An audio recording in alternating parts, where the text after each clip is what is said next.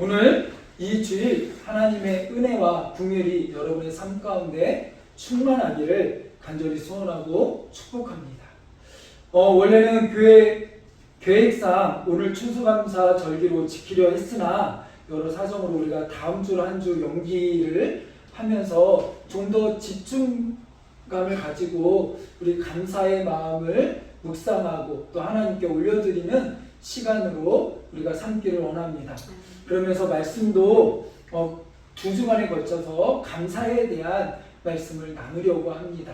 이렇게 함께 은혜를 나눌 때 여러분의 삶에 감사가 충만하기를 간절히 소원합니다.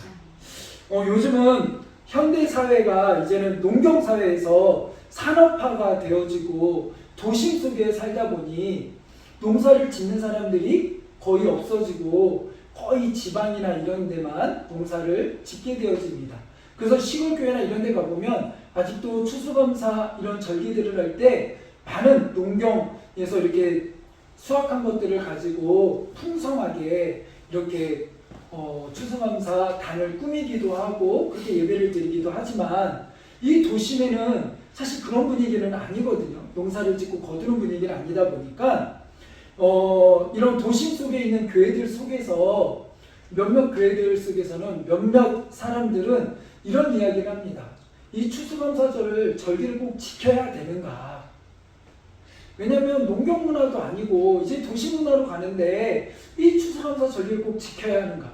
그 다음에 또 하나는 이 추수감사 절기가 미국 청교들의 문화 속에서 온 건데 그들의 문화를 꼭 우리가 답습해서 우리나라로 따지면 이 교회 절기상 11월 셋째 주나 이렇게 마지막 주 이렇게 추수감사 절기가 돌아오는데 그렇게 하고 나면 바로 성탄절 준비하기도 바쁘고 우리나라는 어느 정도 곡식들도 이제는 다 들어가고 이런 시기인데 추석도 아니고 이렇게 교회 절기랑도 우리 상황과 형편하고도 좀 잘 안 맞는데 꼭 이렇게 미국 청교들의 문화를 받아들여서 이렇게 추수감사 절기를 지켜야 하는가 라는 회의론들이 조금씩 이렇게 있습니다. 여러분은 어떻게 생각하세요? 한번 생각해 보시기 바랍니다. 그리고 저에게 이거에 대해서 물으신다면 우리 함께하는 교회는 그럼 어떻게 해야 되느냐 라고 물으신다라면 저는 여러분과 함께 이 부분에 있어서 분명히 말할 수 있는 건 뭐냐면 중요한 것은 정신이에요. 정신. 추수감사 절기 보면 성경에는 초막절이 있습니다. 그래서 이스라엘 백성들이 모든 곡식의 단을 거두고 그 다음에 그것을 하나님께 온전히 두고 광야에서 이스라엘 백성들을 이끄셨던 하나님을 기억하면서 모두가 가난한 사람이나 부한 사람이나 왕이나 귀족이나 모두가 다 장막을 치고 오늘로 따지면 텐트를 치고 캠핑처럼 그렇게 모두가 이 지내는 절기가 있어요. 하나님께 감사하며 그리고 이 절기를 통하여 예수님이 다시 오시는 재림의 심판주의 그 예수님을 기다리면서 그 절기를 지냅니다. 그 절기가 어떻게 보면 추수감사 절기와 맞아떨어져요. 그러면서 우리가 그것을 똑같이 그렇게 지낼 필요는 없지만 우리가 무엇을 기억해야 돼요? 그들에게 베푸셨던 하나님의 은혜를 기억하는 거죠. 미국 청교들의 문화를 우리가 그대로 받아들일 필요는 없지만 중요한 것은 무엇입니까? 그들에게 행하셨고 그들과 함께 하셨던 하나님 신앙을 지키겠다라고 그 신앙을 붙들고 나아가는 그들의 마음, 그 믿음, 그 고백 그것은 오늘 우리에게도 동일하게 표현되어야 될 줄로 믿습니다. 그러기에 중요한 것은 정신이에요. 우리가 추수감사 절기를 이렇게 지키냐 저렇게 지키느냐 이게 오늘 우리에게 맞냐 안 맞냐 이건 우리에게 맞춰가면 되죠. 그건 더 고민하면 되죠. 그러나 중요한 것은 무엇이냐면 이 절기들을 통하여 우리가 다시 한번 하나님께 믿음으로 감사함을 고백하는 우리들이 되기를 원하고 그러한 시간들을 통하여 교육적으로 또 우리의 삶의 세계관과 가치관들을 하나님께 감사함으로 맞출 수 있는 시간이 되기를 원하고 훈련되는 시간이 되기를 원하고 고백할 수 있는 시간이 되기를 간절히 소원합니다. 마치 우리가 생일을 맞이해서 생일을 맞이한 친구를 축복할 때 생일날 그 하루만 그 친구가 축복받아야 되는 게 아니라 늘 축복받아야 되는데 그거를 그 생일날을 기념하며 되새기고 축복해주고 기억하고 하는 것처럼 365일 중에 그 하루를 통하여 그 인생이 얼마나 복되고 귀한지를 알려주는 것처럼 우리가 이 추수감사 절기를 통하여 기억하는 거예요. 이날만이 아니라 365일 모든 매 순간이 하나님 앞에 감사하고 하나님께 은혜를 고백하고 하나님 우리를 지키셨고 붙드셨음을 기억하며 고백하는 시간으로 우리는 삼고 훈련하는 시간이 되어야 될 줄로 믿습니다. 그래서 우리 함께하는 교회는 이러한 마음으로 지키는 거예요. 이러한 마음으로 나아가는 거예요.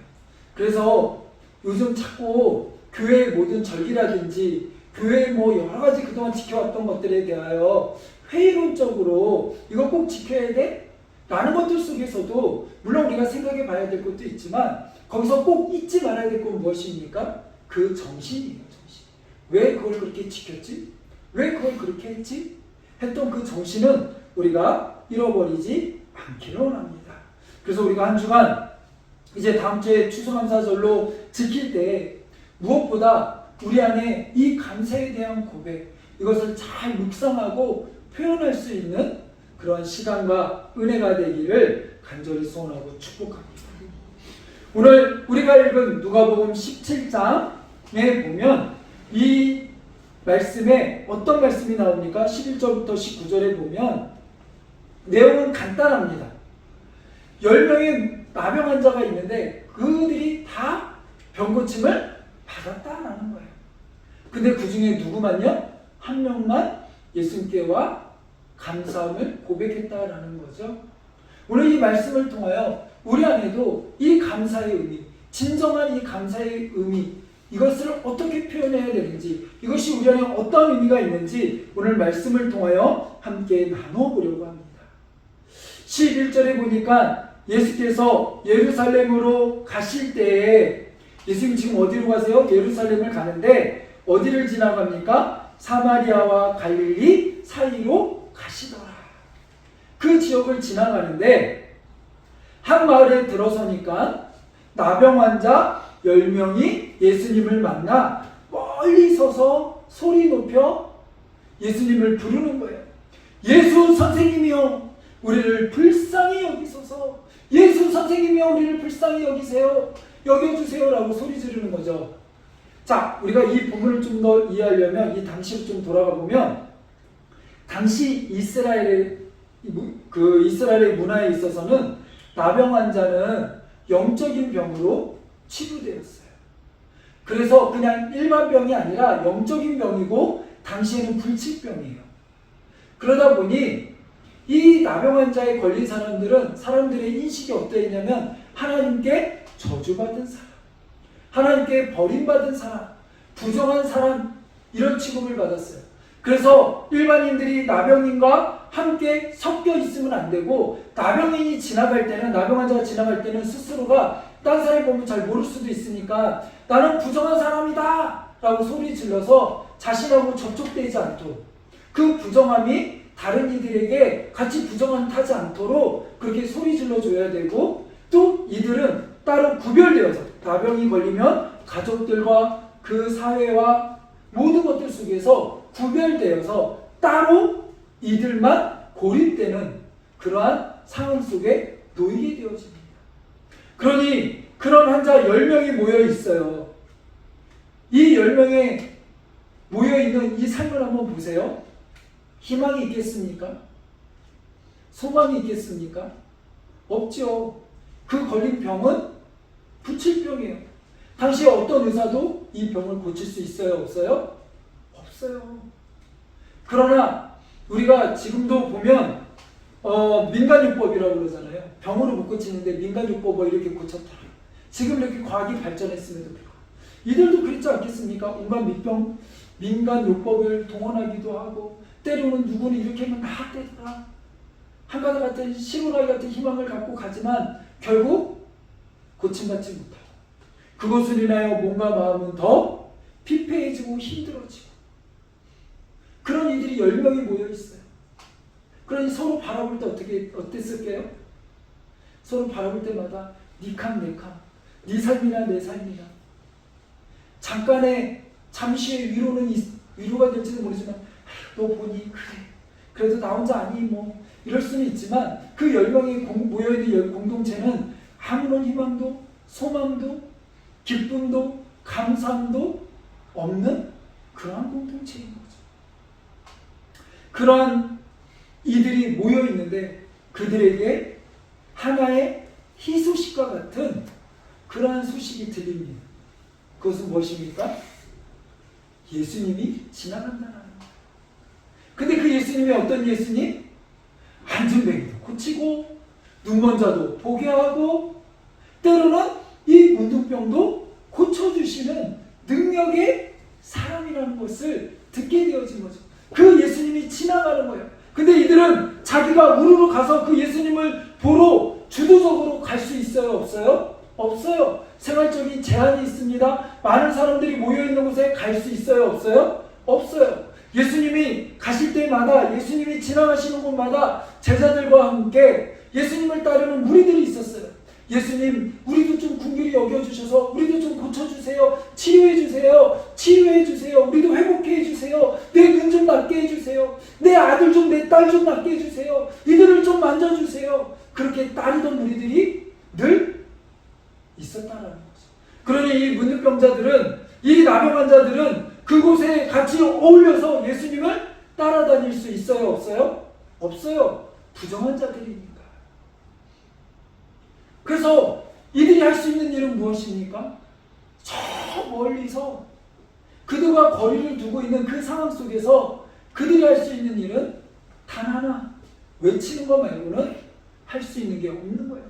예수 선생님이요, 예수 선생이요, 우리를 불쌍히 여겨달라고 단순히 거기서 우리를 볼 수 있도록, 예수님이 자신들을 볼 수 있도록 소리 지르는 것 말고는 아무것도 할 수 있는 게 없는 거죠. 어떻게 보면 참 무기력하고 참 소극적인 것 같지 않습니까? 주님을 부르는 것 말고는 할 수 있는 게 아무것도 없다는 거예요. 근데 이와 같은 모습은 때로는 우리의 모습과 닮아있지 않습니까? 때로는 우리도 참 공부를 많이 해서 지혜로운 것 같은데 나 이제 지식도 있고 나 이만큼 학력도 쌓아서 뭐든 다 할 수 있을 것 같은데 막상 보면 그래도 안 되는 일들이 너무나 많이 있습니다. 내가 이제는 목표한 것만큼 이만큼 돈을 벌고 집을 사고 목표한 것만큼 많은 것들을 내가 이제는 움켜쥐어서 나 이제 괜찮아. 나 이제 먹고 싶은 거 먹을 만큼 살 수 있고 나 이제 괜찮은 삶이 된 것 같아 라고 느낄 때 예기치 않았던 건강에 문제가 생기거나 자녀의 문제가 생기거나 때로는 정말 사기를 당하거나 여러 가지 말할 수 없는 어려움들의 일들이 우리의 인생 가운데 찾아올 때가 너무나 많이 있지 않습니까? 어떤 분은 밤에 잠을 자지 못하여 불면증 때문에 통곡하며 애통하며 잠 좀 자고 싶다라고 기도해달라고 오시는 분도 너무나 많이 있습니다. 때로는 자녀의 문제로 이 자녀를 어떻게 할 수 없어서 애통하며 좀 해결해달라고 오시는 분들이 많아요. 근데 그런 분들의 환경을 보면 부유하고 뭐 하나 부족함이 없는 그런 분들도 너무나 많아요. 외형적으로 볼 때는 뭐 하나 부족함이 없어서 괜찮은데 저 정도만 돼도 그런 사람들이 너무나 많아요. 그러나 정작 그들의 삶 속에는 보면 어찌할 수 없는 아픔과 고통과 무기력함과 그런 것 속에 그런 나약함 속에 있는 이들이 너무나 많이 있습니다. 뭐 이렇게 남 얘기하듯 멀리 갈 필요도 없죠. 여러분은 어떻습니까? 여러분의 삶은 어떻습니까? 여러분의 마음은 어떻습니까? 우리의 신념과 우리의 마음도 때로는 내 앞에 다가오는 어려운 문제들을 내가 해결할 수 없는 문제가 더 많지 않습니까? 더 많아가지고 이거 어떻게 할 수 없는 일들이 너무나 많이 있어서 하염없이 예수님 앞에 주님 앞에 나와 무릎 꿇고 눈물을 흘리며 기도할 수밖에 없는 그런 일들이 많이 있지 않습니까? 그런 절박함 속에 이들은 예수님을 부르짖는 거예요. 저 멀리서 자신들의 소리를 듣고 자신들을 바라본다라는 보상이 없어요. 뭐 아무런 보장된 게 없어요. 근데 이들이 할 수 있는 최선은 무엇입니까? 부르짖는 거예요. 오늘 우리의 삶 가운데도 우리가 때로는 우리가 할 수 있는 최선은 뭐예요? 주님께 나와 기도하는 거예요. 어떤 이들을 이야기합니다. 기도하면 밥이 나와 떡이 나와. 기도하면 정말 해결이 돼? 기도하면 정말 돼? 여러분 어떻게 생각하세요? 기도하면 됩니까? 네, 여기서 아멘이 나와야죠. 기도하면 됩니까? 아멘. 기도하면 됩니까? 아멘. 우리 안에 힘들고 어려운 일이 있을 때, 낙심되는 일이 있을 때, 내가 해결할 수 없는 그런 일들이 있을 때 우리가 해야 될 일은 무엇입니까? 기도의 자리로 나아가고 기도하는 거예요. 기도 말고는 방법이 없어요. 그게 가장 좋은 길이고 가장 확실한 길인 줄 여러분 믿으시기 바랍니다. 주님 앞에 나와 소리 지르며 그 간절함을 쏟아부을 때 하나님은 어떻게 하세요? 보고 그 작은 시름에 응답하신다라고 말씀하세요. 이들도 예수 선생이여 우리를 불쌍히 여기소서 계속해서 이들은 예수님께 부르짖습니다. 그러자 14절에 뭐라고 이야기합니까? 자, 14절 보세요. 보시고, 누가 보셨다라는 거예요? 예수님께서 그 부르짖는 나병 환자들의 그 소리를 들으시고 보시고 이제는 그 시선이 그 부르짖는 그들을 향하여 향하였다라는 거예요. 그리고 부르짖는 이들의 소리를 들으시고 오늘 우리가 부르짖는 기도를 들으시고 어떻게 하셨대요? 이르시되 말씀하시되 응답하시되 어떻게 응답하셨습니까? 가서 제사장들에게 너희 몸을 보이라. 자, 왜 제사장에게 몸을 보여요? 나병은 병인데 의사한테 보여야 되는데 왜 제사장에게 보여요? 아까 얘기했듯이 이 당시에 나병은 영적인 병으로 치부되어서 그 나음을 제사장한테 인증받아야 돼요. 그러니까 이들의 육체적인 병 때문에도 힘들지만 그러나 하나님께 버림받았다라는 사람들의 손가락질과 비판과 비난과 이런 여러 가지 시적인 모든 것들, 그 모든 것들을 주님이 보시고 긍휼히 여기시고 이제는 그 모든 것들을 치료하시고 회복하십니다. 그러면서 너희 몸을 제사장에게 보이라 하셨더니 응답하신 거죠. 말씀하신 거죠. 이렇게 하면 응답된다. 야, 너 지금 힘들지 어렵지? 그거 제사장에게 가서 보여. 아니, 고침을 받아야 가서 보이죠. 근데 예수님 뭐라고 그러세요? 고침 내가 이렇게 해줄게가 아니라 이미 예수님 한 단계를 건너뛰세요. 뭐라고요? 가서 보여. 그럼 예수님 안에는 뭐예요? 이미 고침 받았다라는 응답을 주신 거죠. 그것을 어떻게 해요? 믿고 나아가는 거예요. 오늘 우리 삶에 그런 은혜가 있기를 원합니다. 그들이 이제는 이 말을 듣고 가는 거예요. 뭐 할 수 있는 게 있습니까? 이들이 할 수 있는 거는 아무것도 없어요. 근데 그 말씀을 듣고 순종하며 가는 거죠. 그래서 가는데 어떻게 합니까? 가다가 깨끗함을 받은지라. 아멘. 응답된 거예요. 가는 중에 응답을 받은 거예요. 몸이 깨끗해진 거예요. 어느 순간 뭐 몇 발짝 가서 어떻게 됐는지는 모르겠어요. 그러나 그들의 몸이 깨끗함을 받았다. 치료됐다라는 거예요. 그들이 긍휼히 여김을 받았다라는 거예요. 그들의 부르짖음에 예수님은 응답하셨다라는 거죠. 오늘 그 응답의 역사가 우리의 삶 가운데도 또 하나님께 부르짖으며 나가는 그 기도의 간절함 가운데 하나님은 응답하실 줄로 믿습니다. 이렇게 이 10사람은, 이 10명의 문둥병자들은 아무런 희망이 없었어요. 아무런 소망이 없었어요. 근데 그들은 누구를 만나? 예수님을 만나. 그 희망이 없던 삶 가운데 희망이 생겼고 소망이 생겼고 치유의 역사를 받게 되었어요. 긍휼히 여김을 받게 되었다라는 거예요.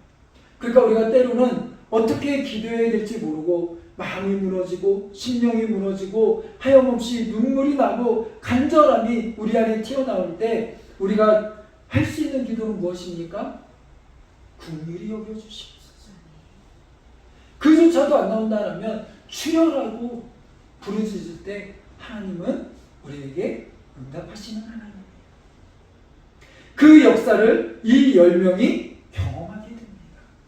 그런데 그 다음에 일어나는 일이 뭡니까? 15절에 보니까 그 중에 한 사람이, 그러니까 10명 중에 한 사람이 자기가 나은 것을 보고, 딴 사람들도 다 나은 걸 알았겠죠?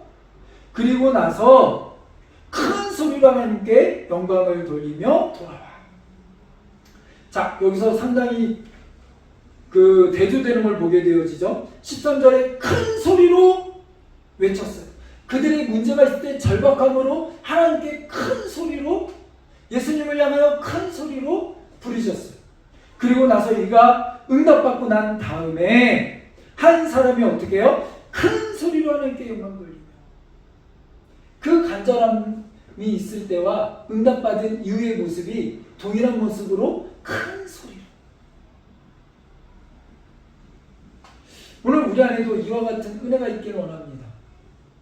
우리가 보통 화장실 갈 때 다르고, 화장실 들어갈 때 다르고, 나올 때 다르다고 그러죠. 우리가 하나님께 간절한 마음으로 기도할 때와 기도 응답 받을 때, 그때가 정말 다르다라는 거죠.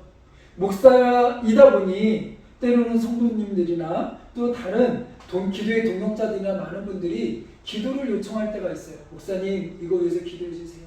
때로는 제가 또 이렇게 상담을 하다 보면, 같이 신방을 하다 보면, 아유, 이런 어려움이 있군요. 이거 위해서 같이 기도해야겠네요. 우리 같이 기도합시다 하고 같이 우리가 기도할 때가 있고, 기도 요청을 하실 때가 있어요. 근데 이게 한참이 지나도 이게 뭐가 됐든 가부간에 기도 응답을 받았을 텐데, 어떻게 됐을 텐데 그 뒤로 아무 소식이 없어요. 그럼 이제 궁금해서 다시 전화해보면 그거 응답됐어요. 해결됐어요. 그러니까 그 전에 막 간절할 때는 목사님 기도해주세요 이래놓고서 나중에 응답되면 알려줘야지. 알려줘야 되는데 안 알려주고 그냥 그 안에서 끝나버리는 거예요. 그럼 얼마나 허무해요. 저는 계속 기도하고 있는데 목사는 계속해서 그거 가지고 우리 집사님, 우리 권사님 이 문제 놓고 기도하고 있는데, 이 자녀의 문제를 놓고, 직장에 놓고, 뭐 집의 문제를 놓고 뭘 놓고 기도하고 있는데, 막 기도하고 있는데 그게 이미 그 안에서 해결됐는데 저는 모르잖아요. 제가 뭐 예수님이 아니고 저는 신이 아니니까. 응답 이제 기도 부탁을 받아서 계속 기도하는데, 그러다 응답 받았으면 얘기를 해줘야 될 거 아니에요? 그래야 저도 감사합니다라든지 그거 하고 또 이제 다른 데 내려줄 수 있었는데, 이게 말을 안 하는 거예요. 목사님 그거 그때 이렇게 됐는데 제가 말씀 안 드렸던가요? 허무하죠. 그것처럼 때로는 우리가 기도 응답 받았는데 그 다음의 삶의 태도는 너무나 180도 달라지는 경우가 있어요. 우리는 늘 동일한 모습으로 하나님께 나가야 될 줄로 믿습니다. 이렇게 그 중에 한 사람은 자기가 나은 걸 보고 큰 소리로 동일한 반응으로 하나님께 영광을 돌리며 예수의 발 앞에 엎드려 감사합니다 라고 이야기합니다. 감사합니다 라고 고백합니다. 오늘 이 고백이 우리 안에 있기를 원합니다. 그런데 여기에 재밌는 표현이 있어요. 어떤 표현이냐면 그는 사마리아 사람이라. 그 10명 중 한 사람, 감사드리러 온 사람이 어떤 사람이래요? 사마리아 사람이더라. 그럼 나머지 9은 어느 나라 사람이겠어요? 어디 지역 사람이겠어요? 유대인들. 11절에 보니까 예수께서 예루살렘으로 가실 때 사마리아와 갈릴리 사이를 지나다. 그러니까 이 나병 환자들 누구예요? 10명은 갈릴리와 사마리아 사람인 거죠. 근데 특별히 이 당시에 사마리아 사람들은 어때요? 제가 여러 번 얘기했지만 사마리아 사람들은 이 이스라엘 사람들에게, 유대인들에게 무시당하고 사랑대접 못 받았어요. 그러니까 이 나병 환자들은 다 저주받은 사람들이잖아요. 이들이 사마리아 사람과 갈릴리 사람들이 섞여 있을 수 있었던 거는 니캉네캉 똑같은 처지에 있으니까 그런 거지, 사실 이렇게 같이 안 있어요. 그래서 예수님이 우물가 여인과 대화할 때도 우물가 여인이 이상히 여겼던 것도 그거예요. 왜냐면 사마리아인들은, 이 사마리아 지역은 어떻게 형성된 거냐면 특별히 계획된 그런 마을이에요. 그러니까 막 요즘 분당, 김포 막 핫한 것처럼 특별히 뭐 이렇게 돼서 만든 계획 도시인가? 좋은 도시인가 생각하지만 그게 아니고, 아수르가 이제는 자신들과 이스라엘을 혼혈로 해가지고 그 이스라엘의 민족 정신을 없애려고 일부러 결혼시켜가지고 정착시킨 곳이. 그러니까 쉽게 얘기하면 혼혈이에요, 혼혈. 국제결혼. 이런 식인 거예요. 근데 이 당시에 이스라엘의 법에는 다른 민족과 결혼하면 돼요, 안 돼요? 안 돼요. 결혼도 문화이기 때문에 그거를 통하여 이방의 우상들이 이스라엘에 침투하는 것을 막기 위하여 이방 여인들과 이방 나라의 사람들과 결혼하지 못하도록 했어요. 완전히 개종시키기 전에는. 그러니까 이 사마리아인이라는 것은 그런 사람들이기 때문에 당시 사람들이 어떻게 해요? 멸시하고 천대하고 무시하고 사람 취급도 안 했던 사람이에요. 그런데 사람 취급도 못 받던 그 사람이 정말 사람다운 행동을 하는 거예요. 그 행동이 무엇입니까? 감사를 표현할 줄 아는 거죠. 예수님께 나와 감사합니다라고 그 감사를 고백할 수 있는 거예요. 그럼 나머지 9은 어디 갔습니까? 어디 간지 몰라요. 그들도 치료받았겠죠. 그들은 안 기뻤을까요? 기뻤죠. 그러나 그 기쁨으로 그냥 끝난 거예요. 기도 응답으로 끝난 거예요. 그들은 문제 해결로 그냥 그것을 받았고 그것으로만 끝난 거예요. 거기서 스탑, 더 이상 나가지 못하는 거예요. 그러니까 예수님께서 이야기하시잖아요. 그 9은 어디 있느냐? 그 9은 어디 있느냐? 도대체 10사람 다 깨끗함을 받았는데 9은 어디 있느냐? 왜 이 이방인만 여기 와 있느냐라는 거 아닙니까? 아예 이방인이라는 표현을 쓰세요. 사마리아인을 향하여. 우리가 이걸 통하여 몇 가지 생각해 볼 것은 무엇이냐면 우리의 고정관념을 깨버려야 돼요. 때로는 우리는 다른 어떤 이들을 쳐다보면서 아유 저 사람은 절대 구원 못 받을 거야. 아유 저 사람 뭐 저래. 편견을 가질 때가 되게 많아요. 그러나 이방인에게도 주님은 긍휼히 여기시고 그들을 치료하시고 회복하시고 그들 안에도 하나님은 구원을 펼쳐가세요. 조건은 내가 어느 나라 사람이냐, 내가 누구냐, 내가 어떠한 상황과 어떠한 형편에 있느냐가 중요한 게 아니에요.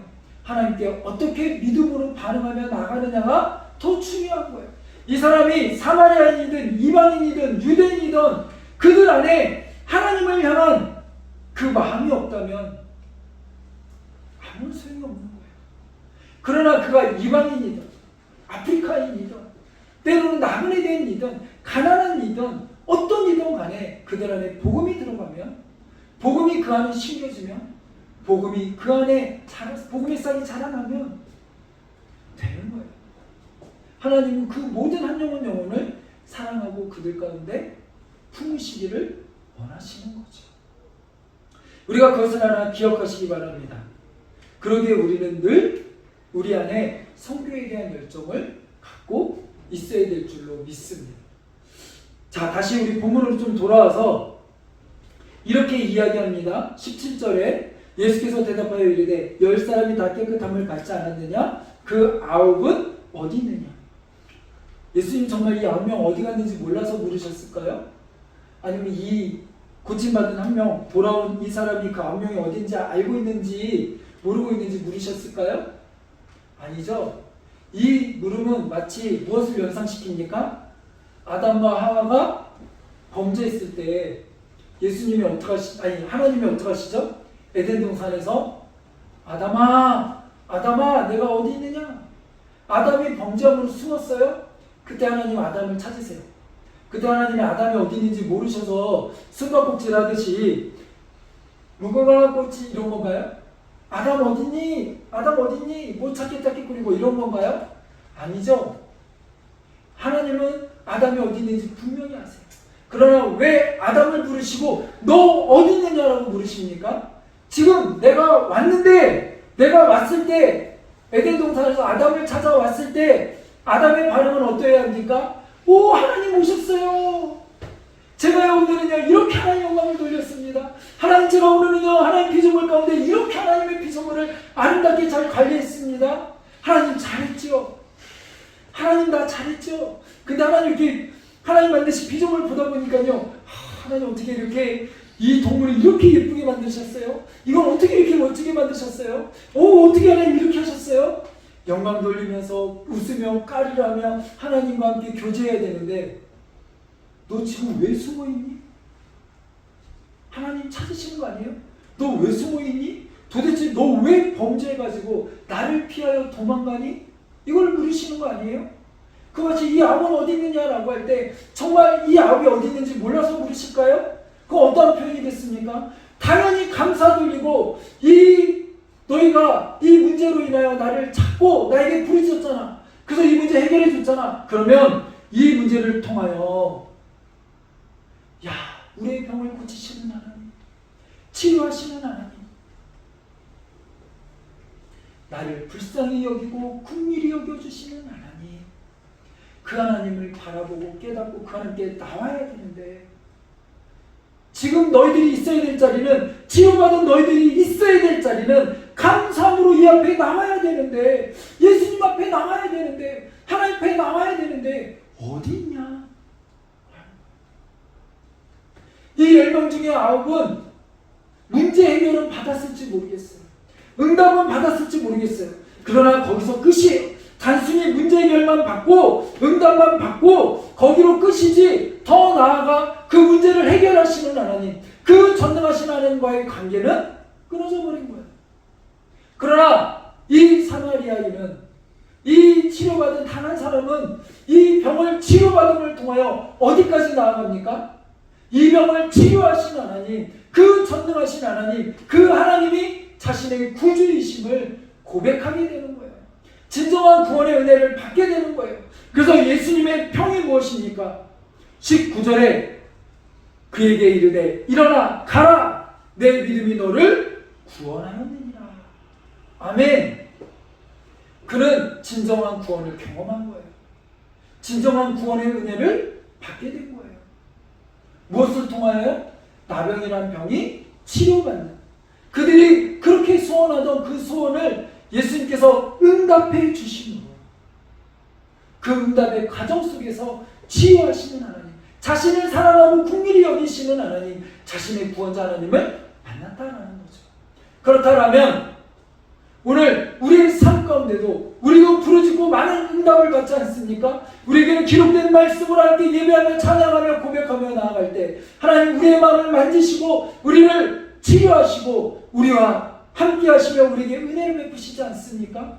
여러분 그 은혜를 경험하지 않습니까? 그 은혜 가운데 우리가 또 하나 한 발짝 더 나가야 되는 건 뭐예요? 그 은혜를 주시는 하나님, 그 은혜를 베푸시는 하나님, 그거를 통하여 우리와 함께하기를 원하시는 그 하나님의 은혜를 경험해야 됩니다.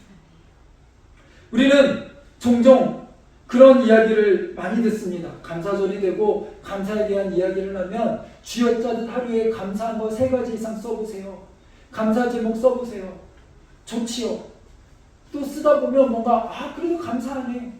근데 중요한 사실은 더 나아가 그 감사의 제목 3가지 쓰는 게 중요한 게 아니라 그 3가지 속에 나에게 감사의 제목을 주신 그 하나님의 은혜, 사랑을 경험하고 체험해야 되고 그것을 고백할 수 있어야 돼요. 그럼 여러분 감사의 제목을 짜도 억지로 짜냈는데 없을 수 있잖아요. 나는 그게 감사가 안 될 수 있잖아요. 그러면 그때는 여러분 하나님께 어떻게 나가실 거예요? 어떤 모습으로 나가실 거예요? 하박국 선지자가 얘기하는 거 아닙니까? 감람나무 열매 그치고 무화과 나무 잎이 없고 소출이 없고 외양간 송아지 없고, 이 얘기는 뭐예요? 오늘날로 따지면 아무것도 없다는 얘기 아닙니까? 아무리 쥐어짜도 감사의 제목이 없어요. 주머니를 뒤져봐도 동전땡전 한 푼 없어요.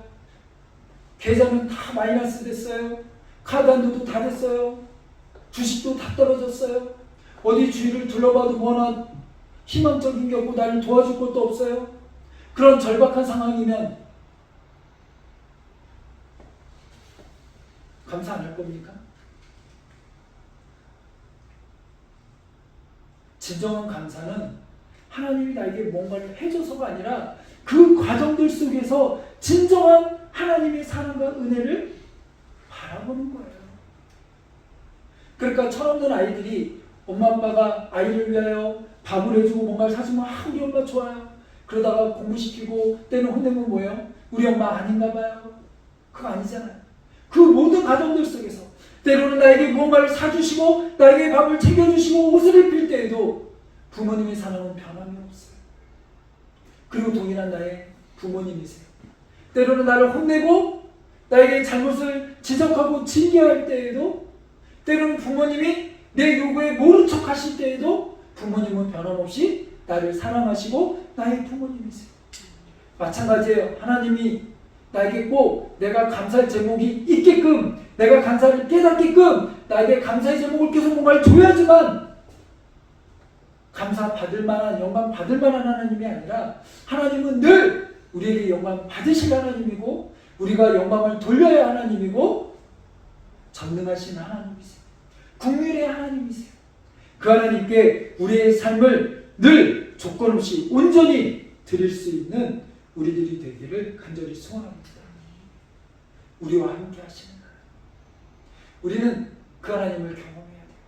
감사의 상황들을 통하여 힘들고 어렵고 공고한 상황을 감사의 제목으로 바꾸시는 그런 과정들 속에서 우리는 그 전능하신 하나님을 고백하고 경험하고 선포할 수 있기를 간절히 소원합니다. 응답이 없더라도 우리가 해야 될 일은 무엇입니까? 감사하며 그 하나님을 인정하는 거예요. 한 주간 그런 은혜가 있기를 원합니다. 다음 주에 우리가 감사를 이렇게 고백하고 터뜨릴 때 하나님 이거 해주셔서 감사해요. 하나님 이거 해주셔서 감사해요. 하나님 이렇게 응답해 주셔서 감사해요. 이것도 좋지만 그거를 다 떠나 하나님 존재 가치만 하나님의 존재 이유만으로 나를 구원해 주신 이유만으로 나를 부르신 이유만으로 우리는 감사할 수 있는 근본적인 감사의 제목으로 근본적인 감사의 이유로 들어갈 수 있는 우리들의 삶이 되기를 간절히 소원합니다. 제가 서두에 이야기를 꺼냈죠. 많은 이들은 자 우리가 농사 짓지도 않는데 청교도 그들의 문화인 것 같은데 시기적으로 맞지 않는데 왜 감사절을 지켜야 됩니까? 대답이 되나요? 중요한 것은 그 자체가 중요한 게 아니라 그 과정들 속에서 우리는 정말 우리를 사랑하시고 품으시고 긍휼히 여기시는 사랑의 하나님, 나의 구원자 하나님을 고백하고 경험하고 선포할 수 있어야 될 줄로 믿습니다. 기도하겠습니다.